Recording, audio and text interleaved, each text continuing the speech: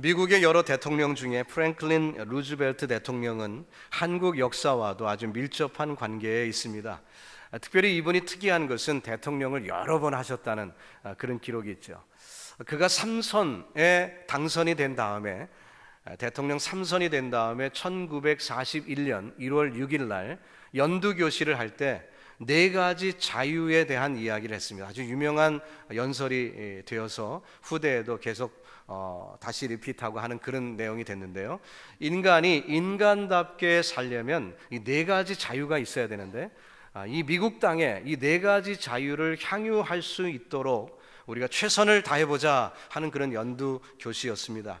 이 4가지 자유는 다른 것이 아니라, 첫 번째는 freedom of speech and expression, 그러니까 언론과 의사 표현의 자유가 있어야 한다. 두 번째는 freedom of worship, 예배의 자유, 다시 말하면 종교의 자유가 있어야 되겠다. 세 번째는 freedom from want, 결핍으로부터 자유가 있어야 되겠다. 네 번째는 freedom from fear, 두려움으로부터 자유가 있어야 비로소 인간답게 살 수 있다. 그렇게 말씀을 했습니다. 그렇죠. 이 4가지는 우리가 금방 들었듯이 물과 공기처럼 사람답게 살려면 꼭 필요한 그런 요소들이라고 말할 수가 있습니다.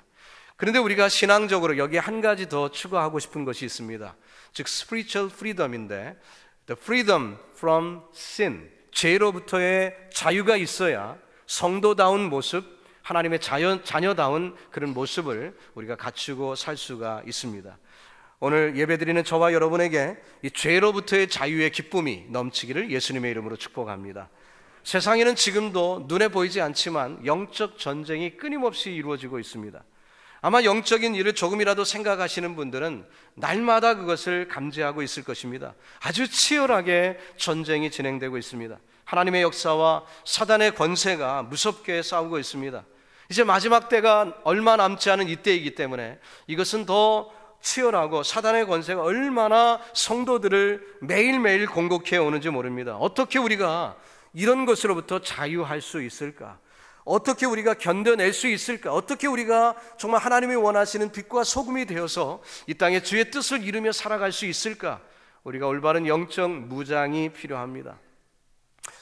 우리 교회도 새롭게 예수를 믿어보려는 그런 분들이 종종 있는데요, 누군가가 처음 교회에 나왔다는 이야기는 그 마음속에 뭔가가 있었다는 얘기죠. 뭔가가 그 마음속에 중요한 일이 벌어졌다는 얘기예요. 자기 발로 나왔건 누구의 인도를 받았든지 간에 일단 교회라는 곳을 처음 나왔다는 얘기는 이유가 있는 것입니다. 자연인으로서, 그냥 세상의 시민으로서 그냥 사는데 별 문제가 없어 왔겠죠. 하지만 더 이상 그렇게 살 수는 없다는 생각이 있는 거죠. 인생의 의미를 알고자 합니다. 뭡니까? 진리죠. 진리. 진리에 대해서 알고 싶습니다. 뭐가 진리일까? 저 교회에서 진리를 얘기하고 있는데 그 진리를 좀 알고 싶다. 예수님 영접하고 이렇게 우리가 얘기하는 기독교적인 용어는 뒤로 두고, 일단 처음 교회에 나오시는 분들은 진리, 그래, 진정, 이 진리가 무엇일까? 거기에 대한 관심 속에 나오는 분들이 많이 있습니다. 우리가 전도할 때요, 좀 힘든 부분이 하나 있어요. 그건 뭡니까? 이 죄인이라는 것을 인정시켜야만 되는데, 이 죄인이라는 것을 인정 잘 안 하려고 합니다. 스스로 죄인이라는 것을 굉장히 싫어하죠. 그런데 이건 뭐 당연한 현상입니다. 여러분들이 키우는 아이들에게 그 애들을 애 취급해 보십시오. 애들이 상당히 기분 나빠합니다. 분명히 아이들인데, 아이들인 거 분명한데 애 취급받는 것 사실이잖아요. 그런데도 싫어해요. 죄인이라는 것도 마찬가지입니다. 죄인인가 아닌가 따져보면 죄인인 것을 인정할 수밖에 없는데, 죄인이라고 부르면 싫어합니다. 그것이 우리의 즉각적인 반응이지요. 그런데 문제는 이 죄인이라는 것을 인정하지 않는다면 신앙은 절대로 자라지 않습니다. 신앙이 언제 자랍니까? 회개할 때 자랍니다. 뉘우칠 때 자랍니다. 성경 인물들을 보십시오. 자신들의 잘못을 뉘우치고 하나님 앞에 바로 서려 하는 순간 신앙이 업그레이드 되는 거예요. 우리도 마찬가지입니다. 죄를 회개하진 않고는, 죄를 탈옥 같은 죄라도 기억하며 그것을 회개하지 않고는 우리 신앙은 자라지 않습니다. 그래서 성도에게 반드시 필요한 것은 나는 죄인이라는 분명한 인식과 깨달음이 우리에게 있어야만 우리가 믿음이 성장하게 되어 있습니다. 성경은 인간은 죄인이라고 말합니다. 현장에서 가늠하다 붙잡힌 여인이 있었죠. 예수님이 땅에다 뭔가 적으셨습니다. 그리고 죄 없는 자는 치라고 했더니 돌을 들었던 그들이 돌을 다 내려놓고 돌아갔습니다. 한 사람도 안 남기고 다 갔다고 했어요. 무슨 의미입니까? 모두가 다 예수님의 말씀에 동의했다는 거죠. 그들이 죄인이다. 그들이 기록된 그 죄들을 범하였다. 그들은 동의하였기 때문에 감히 돌을 들어 칠 수가 없었던 것입니다. 오늘 본문을 우리가 읽으면서 아주 흥미로운 것을 발견합니다. 지난 시간에 30절까지 봤는데요, 30절 말씀에 이 말씀을 하심에 많은 사람이 믿더라 했고요, 또 31절에 있는 말씀을 보니까 그러므로 예수께서 자기를 믿은 유대인들에게 이르시되, 자, 지금 그 자리에 있는 사람들이 예수님의 말씀을 들었습니다. 바리새인과 논쟁하는 이야기를 듣고 그들이 예수님의 말씀에 동의했습니다. 세상의 빛이라는 이야기를 듣고 맞다. 예수가 한 그 모습들, 예수가 보였던 표적들, 예수가 하고 있는 그 모습들을 보니까 세상의 빛, 맞다. 저분 메시아인 것 같아라고 그들이 동의를 하고 있었다는 거예요. 믿은 그들에게 예수님이 지금 말씀합니다. 여러분, 사실 우리 교회에도 어떤 분이 그렇게 열심히 전도하고 있는 분이 있는데 전도가 잘 안 됐어요. 근데 그분이 너무 전도가 안 되니까 목사에게도 얘기하고, 그래서 중보기도도 하고 이름도 적어놓고 사진까지 보고 열심히 이렇게 기도하고 있었다고 합시다.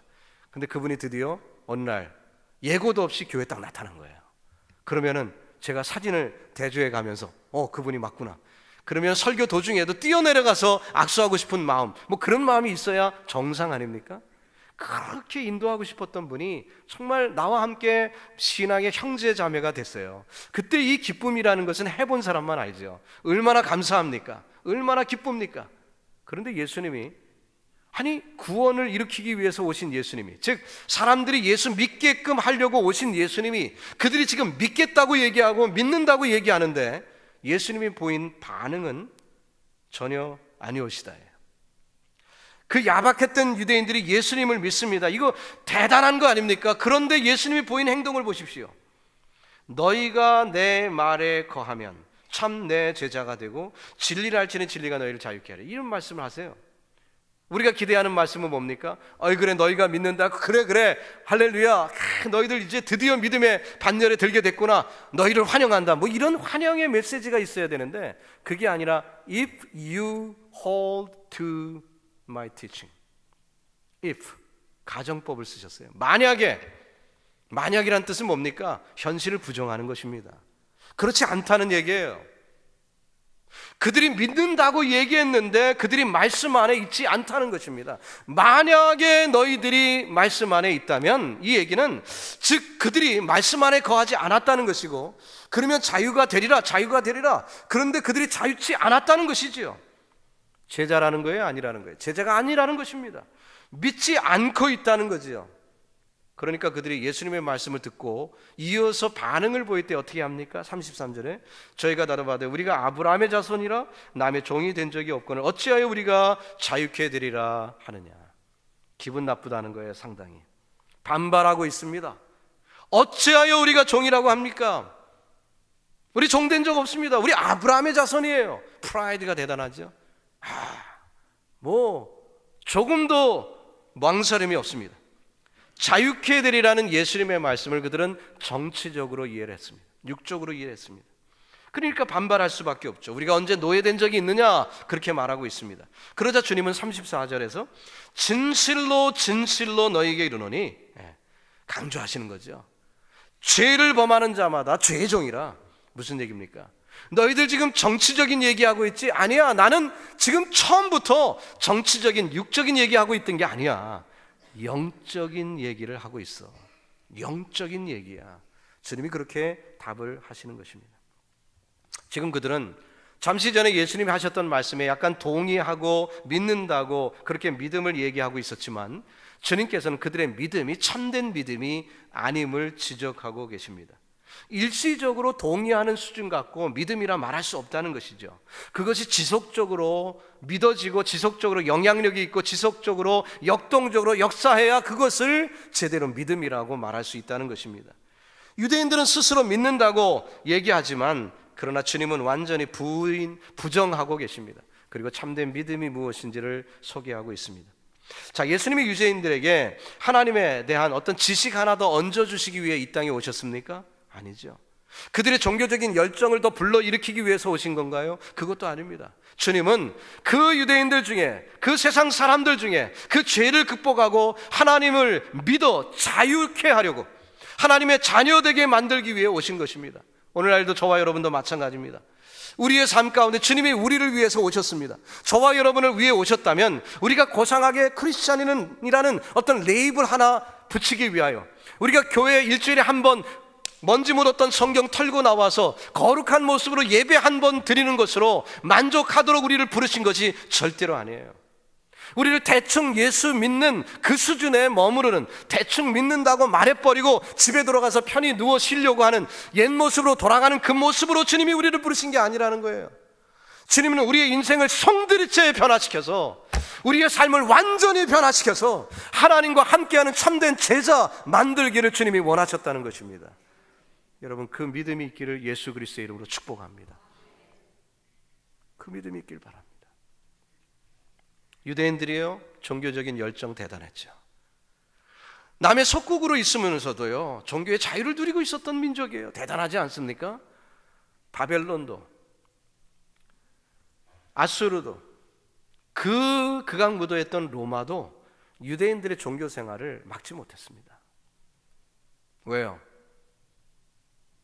제사 못 드리고 예배 못 드리게 하면은요, 그들은 나 죽여라 이러고 나타났거든요. 그러니까 그것을 막을 길이 없었어요.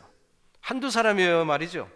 대부분이 그러고 있으니까 이 석국들이, 그 나라를 지배하던 그 나라들이 유대인들에게 종교의 자유를 주었던 것입니다. 그러나 그들은 이 죄의 문제에 대해서는 자유함이 없었어요. 그들은 오늘도 예수님의 주옥 같은 말씀을 듣고 믿는다고 하면서 그냥 돌아갈 참이었어요. 하지만 주님은 지식 충족만을 위해 이 땅에 오신 게 아니잖아요. 그들은 그저 그래 동의하고 좋은 말씀 들었다, 기분 좋다, 그리고 집으로 돌아가려고 하는데 우리 주님이 그들의 목덜미를 탁 잡은 거예요. 너희들이 믿는다고 해서 제대로 믿은 거 아니야. 그 믿음 갖고는 아무것도 할 수 없어. 자유인이라고, 지금 예배드리는 자유가 있다고 자유인이라고, 천만의 말씀 너희는 종이야. 왜? 아직도 죄의 굴레 아래 있잖아. 그렇게 그들에게 도전하신 것입니다. 자, 이 자유를 주시기 위하여 주님이 우리에게 요구하시는 것이 한 가지 있어요. 뭐 여러 가지가 아닙니다. 딱 한 가지. 딱 한 가지. 오늘 본문에 나오죠. 31절. 그러므로 예수께서 자기를 믿은 유대인들에게 이르시되 너희가 내 말에 거하면, 내 말에 거하면, 조건은 그거 하나예요. 참 내 제자가 되고 진리를 알지니 진리가 너희를 자유케 하리라. 그 다음은 자동으로 일어나지는 거죠. 조건이 딱 한 가지예요. 이 제자라는 단어가 성경 259번 나와요. 그렇게 많이 나온다는 얘기는 그만큼 성경에 관심이 있는 거죠. 저와 여러분이 예수님을 제자가 되어서 살기를 하나님은 원하세요. 근데 그 제자가 되는 비결이 뭐냐면 그 말씀 안에 거하는 것입니다. 이 거한다는 말을 우리가 좀 연구해 볼 필요가 있죠. 거한다는 게 도대체 무슨 뜻일까? 신약에만 112번 나왔고요. 그 중에 66번, 그러니까 절반 이상이 요한복음과 요한 서신에 나옵니다. 그러니까 이 요한이 이 거한다라는 이 표현, 헬라어로 메이네테라는 말인데요. 이 메이네테라는 말을 굉장히 즐겨 사용하곤 했습니다. 근데 그 말이 무슨 뜻이냐면 고수하다, 머물러 있다, 붙잡다, 그런 뜻이에요. 그래서 NIV 성경에는 뭐라고 번역했냐면 If you hold to my teaching, hold to my teaching, you are really my disciples. 자, 주님의 말씀을 아주 hold tight하게 붙잡는 거예요. 그 말씀을 지속적으로 고수하는 거예요. 그 말씀 안에 거하는 거예요. 머물러 있는 것입니다. 그럴 때 예수님의 제자가 된다. 그리고 진정한 자유를 누린다, 이렇게 말씀합니다. 자, 여기에서 어떤 문제점을 지적하는 걸까요? 조금 전에 예수를 믿었다는 사람들의 문제점과 지금 예수님이 말씀하는 것이 정반대라면 그러면 어떤 차이점을 지금 얘기하고 있을까요? 그들이 믿었다고 하는 것이 일시적이었다는 거예요. 그저 기분 내껴서 한번 동의하고 말았다는 거예요. 우리식으로 얘기하면 아멘 한번 하고 끝났다는 거죠.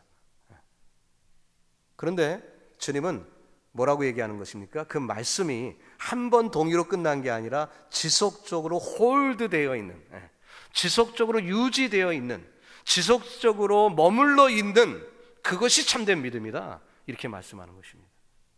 별로 어렵지 않죠. 저와 여러분의 신앙생활 한번 돌아보세요. 우리가 주일날 하나님의 말씀을 대합니다. 예배를 드립니다. 찬양에서든 기도에서든 말씀에서든 우리가 도전을 받고 찔림을 받거나 어떤 말씀을 받을 때가 있어요. 그럼 그 말씀을 그때 좋았어요. 그리고 그냥 잊어버리는 것과 주님은 그런 게 참 믿음이 아니라 그 말씀이 살아 운동력이 있어서 그 말씀대로 사는 거예요. 그 말씀을 실천하는 거예요. 그 말씀대로 가정생활하고 그 말씀대로 직장생활하고 그 말씀대로 교회생활하는 거예요. 그것이 살아있는 믿음이다. 그게 제자의 모습이다. 그러면 자유한 사람이다. 이렇게 지금 말씀하고 있는 것입니다. 이 참 자유가 우리에게 있기를 원하면 우리가 말씀과 교제해야 되겠고요. 말씀의 공급을 받아야 되겠고 그 말씀에 순종하는 사람을 살아야 되겠죠. 캘빈이 종교개혁을 할 때 일이었습니다. 제네바라는 조그만 시, 한 인구가 한 10,000명쯤 됐대요. 그때 그 도시의 시장으로 봉직하고 있을 때 그 시 규례를 얘기하면서 그 시민들에게 이렇게 요구했습니다. 모든 제네바 시민은 일주일에 6번 이상 설교를 들으십시오. 모든 제네바시에 있는 성직자는 일주일에 6번 이상 강단에 서서 말씀을 전하십시오. 이렇게 얘기를 했대요. 자, 이 캘빈이 종교개혁을 하고 있는 사람입니다. 그가 왜 시를 운영하면서 이 시가 정말 성시가 돼서 하나님이 기뻐하시는 그런 아름다운 도시가 되기를 원할 때 이런 실천 강요를 얘기했을까요? 말씀밖에 없다는 거예요. 말씀밖에 없다는 거예요. 시가 변하기 위해서는, 하나님의 도성이 되기 위해서는, 성도들의 삶이 변화되기 위해서는, 이 땅에서 성도들이 빛과 소금의 역할을 감당하기 위해서는 다른 것이 아니라 말씀밖에 없다는 거예요. 말씀. 그렇기 때문에 성도들은 6번 이상 설교를 들어야 된다. 요즘은 쉽죠. 인터넷도 발달됐고 CD도 많으니까 까짓것 한 번에 6시간 앉아서 들으면 돼요. 그런데 그때는 그런 거 없었잖아요. 그러니까 집회를 6번 이상 참여해야 된다는 거예요. 집회를. 여러분 일주일에 집회 몇 번 나오십니까? 제네바시의 시민이 되려면 일주일에 6번 예배 참석해야 돼요. 그리고 설교자들도 그냥 한 번 하고 마는 게 아니라 일주일에 6번 말씀을 전해요. 왜? 설교자들도 어때요? 여러분은 설교를 듣는 분들이 입장이니까 설교자의 심정을 잘 모르시는데요. 설교자도 설교를 들으면서 한다는 걸 아시죠? 그죠?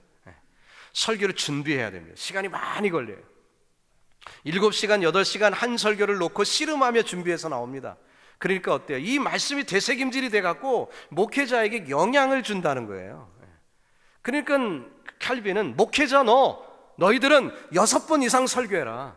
설교 많이 하다 보면 그 말씀이 설교자에게 되새김질이 되니까 결국 그 설교가 말씀이 역동적이 있으니까 그대로 살지 않겠느냐. 두 번째는 그 말씀을 배우는 일에 헌신적이어야 합니다. 말씀을 배울 기회가 있을 때마다 놓치지 않고 배우라는 거예요. 예를 든다면 예수님의 제자들이 주변에 있었습니다. 예수님과 함께 뭐 했습니까? 말씀 배웠습니다. 말씀 배운 거예요. 자, 그들이 3년이 지났습니다. 예수님 부활 승천하신 다음에 그들이 뭐 했습니까? 말씀 가르쳤습니다. 어떻게 해요? 그들은 범인인데, 가방끈이 짧은 사람들인데 어떻게 가르치죠? 배웠으니까 가르친 거예요. 예수님으로부터 배우지 않았으면 가르칠 능력이 없고 그러면 교회도 없는 것입니다. 오늘 성경도 없는 거예요.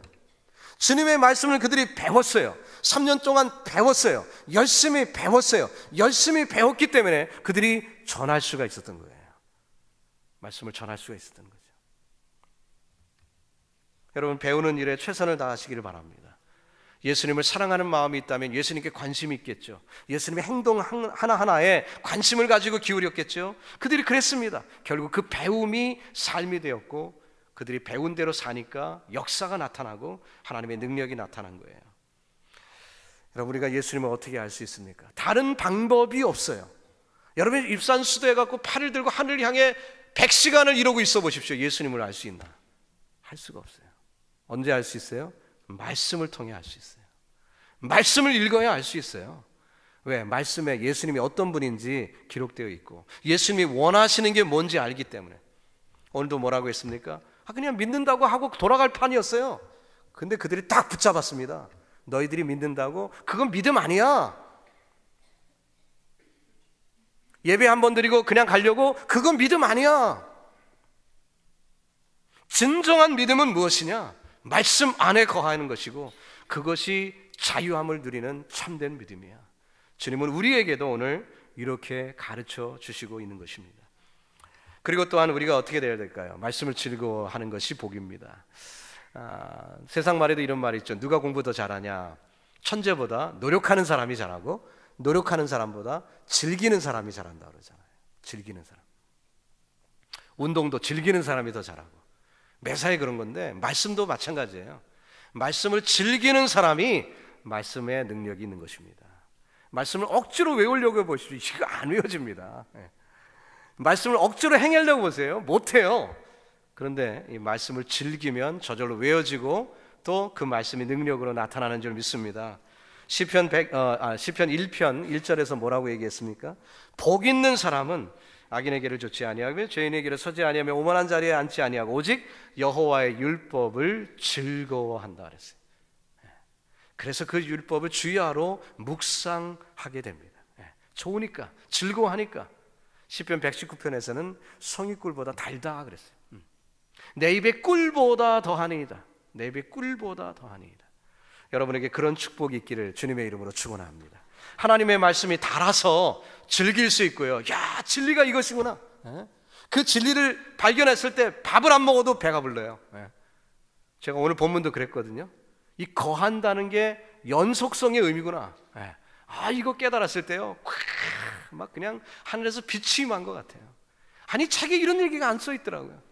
근데 묵상하고 또 묵상하고 예수님이 뭔가 다르니까 다르다고 얘기했을 텐데 뭐가 도대체 다른 건가? 저들이 있는 믿음과 예수님이 가르치는 말씀이 도대체 뭐가 다른가? 자꾸 그 질문을 가지고 말씀을 보니까 이거구나. 연속성을 얘기하신 거구나. 이게 깨달아지더라고요. 얼마나 단지. 저는 평생 이거 안 잊어먹습니다. 이제. 왜? 제가 깨달았으니까. 이게 평생 안 잊어먹어요. 그리고 마지막으로 한 가지 더 보면요, 말씀에 순종해야 됩니다. 순종. 왜냐하면요, 이 순종하지 않고는 말씀이 능력이 안 나타나요. 성경은 지적 만족을 위해 하셔 주신 것이 아닙니다. 말씀이 우리를 지배하고 우리를 다스리도록 이 말씀을 주신 거거든요. 그렇기 때문에 말씀에 순종하는 삶이 우리에게 필요합니다. 이 순종이라는 말에는 전제가 있는 거예요. 어떤 전제죠? 내 뜻과 달라도 순종하라, 그 뜻이에요. 내 뜻과 달라도 순종하라는 겁니다. 예수님의 제자들, 또 오늘 본문에 등장하는 유대인들, 예수님의 뜻과 그들의 뜻이 달랐어요. 순종해야만 예수님의 뜻을 받아들일 수가 있는 거거든요. 그들의 것이 되는 거거든요. 그 축복을 누리는 거거든요. 순종하지 않으면 받아들일 수도 없고 누릴 수도 없는 거예요. 아무리 들으면 뭐합니까? 순종하지 않으면 자기 것이 되지 않는 거죠. 그렇기 때문에 내 뜻과 다르다 할지라도 예수님이 겟세마네 동산에서 기도한 것처럼 자신의 뜻과 하나님의 뜻이 다르다 할지라도 내 가슴을 열고 주님의 뜻을 받아들이고 그 뜻을 실천할 때 놀라운 역사가 여러분과 저의 삶 가운데 나타날 줄로 믿습니다. 그건 안 하고 그런 순종의 삶은 살지 않고 목사님 교회 다녀도 왜 이렇게 힘들어요? 아니 예수 믿어도 왜 이렇게 어려워요? 이러시거든요. 왜 그럴까요? 제대로 안 믿어서 그렇죠. 답은 아주 간단합니다. 자, 성경에 오래 기록된 사람들도 믿는다고 했던 사람들이에요. 어느 식으로 얘기하면 교회 다니는 사람이죠. 그러나 주님은 그들의 믿음 틀려먹었다. 이게 진정한 믿음이야. 이렇게 우리에게 가르쳐주고 있어요. 여러분, 오늘도 이 말씀을 받아들이는 축복이, 순종하는 역사가 저와 여러분에게 있기를 주님의 이름으로 축원합니다. 마지막으로 한 가지만 더 얘기를 드릴 텐데요. 누가복음 4장에 보면 예수님께서 나사렛에서 회당에서 구약을 읽으시고 말씀을 전하는 사건이 나옵니다. 거기에 예수님이 이렇게 말씀하셨어요. 25절 이하인데요. 내가 참으로 너에게 이르노니 엘리야 시대에 하늘이 새해 6달을 닫지어 온 땅에 큰 흉년이 들었을 때 이스라엘에 많은 과부가 있었으되 엘리야가 그중 한 사람에게도 보내심을 받지 않고 오직 시돈 땅에 있는 사렙다 한 과부에게 뿐이었으며 또 선지자 엘리사 때 이스라엘 많은 문둥이가 있었으되 그중에 한 사람도 깨끗함을 얻지 못하되 오직 수리아 사람 나만 뿐이니라. 무슨 얘기입니까? 엘리야 때 과부가 얼마나 많았겠어요. 전쟁 맨날 했는데 수없이 전쟁하다 보니 과부도 많았을 겁니다. 그런데 3년 6개월 동안 비가 안 왔을 때 먹을 것이 없었지만 마르지 않는 축복을 누린 사람은 단 한 사람, 사렙다 과부 하나였다는 거예요. 그 당시에 의술이 많이 발달 안 했을 때니까 나 환자가 얼마나 많았겠습니까? 그러나 고침을 받은 사람은 나만 장군 한 사람뿐이었다. 지금 예수님의 말씀이 뭡니까? 무엇을 도전하시는 거죠? 네가 그 사람이 되어라, 그 뜻입니다. 저와 여러분이, 우리가 나만이 되어라, 우리가 사렙다 과부가 되면 되지 않느냐, 그 말씀이에요. 세상에 죄가 많다고요? 테러가 끊이지 않는다고요? 어려움이 많다고요? 이 미국이 분열되고 있다고요? 정상입니다. 세상이기 때문에 그럴 수밖에 없어요. 그러나 너는 하나님의 말씀에 거하면 기적을 보리라. 세상에 3년 6개월 동안 비가 안 오면 굶는 거죠. 그러나 하나님의 사람에게는 까마귀가 먹을 것을 갖다 주고요, 사렙다 과부에게는 기름이 많이 하지 않는 그런 축복을 하나님이 주신 것입니다. 여러분, 오늘날 이 세대 신세 한탄하지 마시고 세상 한탄하지 마시고 참 자유하시기를 우리 구주 예수님의 이름으로 축원합니다.